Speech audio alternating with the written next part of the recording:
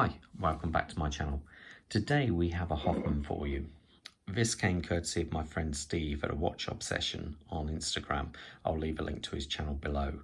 This is part of Hoffman's Diver 40 range.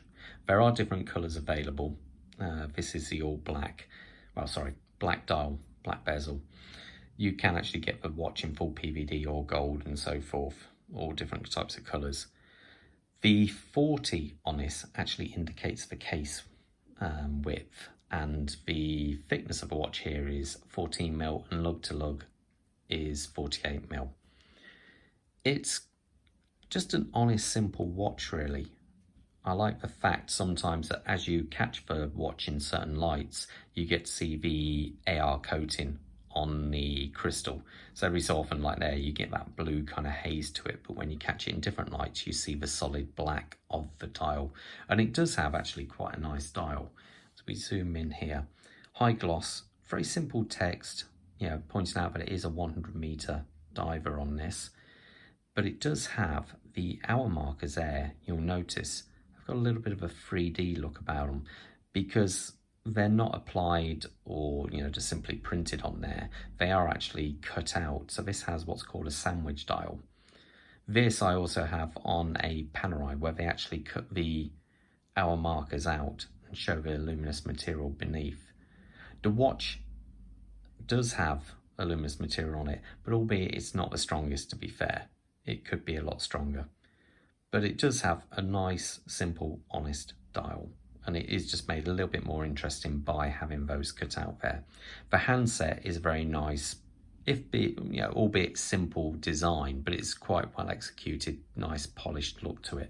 Remember, this watch is only a $250 watch. So I do think it is actually quite a nice, simple looking watch.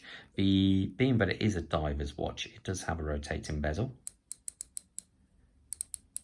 And to be fair, it's really a nice feel to it. Back play, it kind of locks and then goes back a tiny fraction. It has got very little back play and it does feel very, very nice. And it does have a really nice sound to it as well. The only downside I would say is it doesn't have an luminous pip, so it can't truly be used as a diver's watch because of that. But it does, does it line up maybe a fraction? Oh, that's pretty good actually. That looks pretty good. The actual bezel insert, I believe, is a aluminium for a high gloss paint on it. You can see that it's been painted quite well because every time I touch it with my fingers, it leaves a mark on there. But it is actually a very pleasant, nice to use bezel. The actual, if I get looking at the case here, we have simple polishing along the sides there. So you get a nice bit of polishing there. We do have brushwork on the sides, and it also has been finished quite well on the inside as well. Sometimes some companies can sacrifice for finishing on the inside of the lugs, but this one doesn't. I must point out actually, the watch doesn't normally come on this strap. This is a Barton rubber strap. It normally comes on a black NATO, but my friend Steve likes it on this, and to be fair, it does quite suit the watch. The actual crown is signed with the usual H, and it is a screw down crown. And just screwing quite nicely. Not much resistance on that. As I turn it round, you'll see it does have a display case back on there, and it actually shows you there the movement. The movement on this is a Miyota, I think it's a 821A, but unfortunately, one slight criticism I do have with the movement is the newer Miyota 821A has a hacking feature. This one unfortunately doesn't. So if I pull, what I mean by that, you have a hand winding. The next position would be to change the date, but it doesn't have a date. And then this one is how you set the watch. I'll pull it out again. So that's how you set the watch. And on the newer version of this movement, it would actually hack. I used to have one of these movements in a a Larco I once had, and that had it in there. But it is hand winding also, and it is actually relatively smooth. It's a shame because the actual movement itself, if I zoom in there, isn't actually half bad looking. So you can see it here. It's not a bad looking movement, and it actually does have some nice finishing on the back of the main plate there.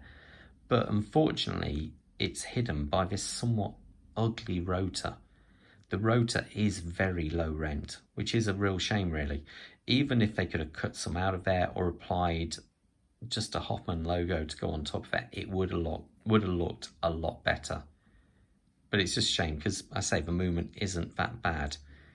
Now you can see Diver 40 serial number, and this one actually is limited number 26 of 30. Now another interesting point about this, it is a screwed down case back, but instead of this whole piece being a screw down, there's 6 individual screws on there, which does make life a little bit awkward. Not quite as easy if you do want to regulate the watch yourself or whatever. So there you go. So that's it really. That's, well, actually let's put it on my wrist so we can see how it looks. Zoom out here. Today I'm wearing a Zin EZM 13. Now my wrist size is, let me do this off camera, it's easier.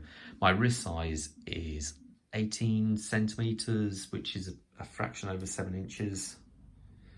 So almost 7 1/4, just under somewhere there. And as you can see on my wrist, it sits lovely. It is a very comfortable watch, to be fair. It's, you know, it does feel really nice on the wrist. It's not too heavy. It just feels right. I personally feel that the NATO strap would look nice, or maybe a black leather strap, something like that. And I think you would elevate this watch a bit more than on this rubber strap, which is obviously better for diving, but I actually would prefer a black leather strap, I think, on this. So there you go.